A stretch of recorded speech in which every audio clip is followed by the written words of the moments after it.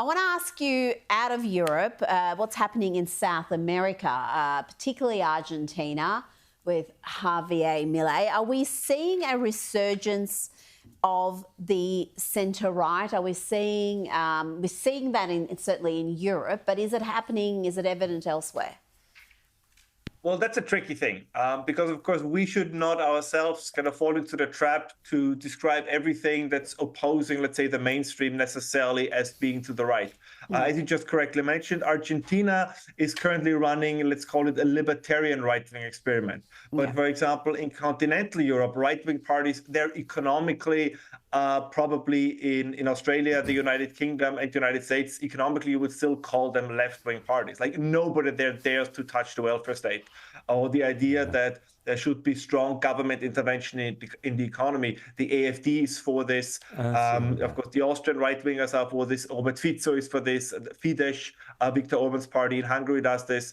But they're culturally conservative. So I think when we look at why voters flock to the right, it's mostly driven, correctly in my opinion, by people's anxiety that they are losing cultural and social cohesion. This is driven by economics.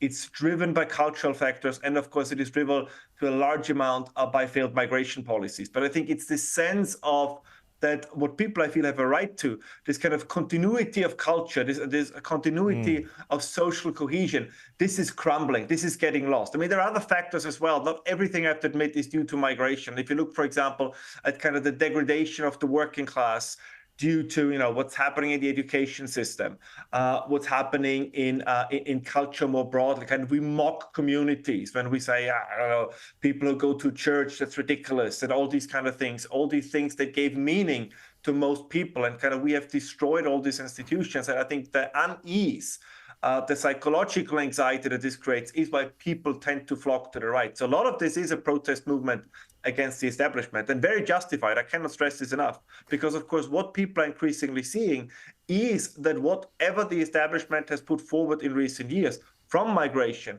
from COVID, from economic policies, right, you name it, from energy policies, all of this has either failed or very much increased the cost of living and the burdens that they have to carry.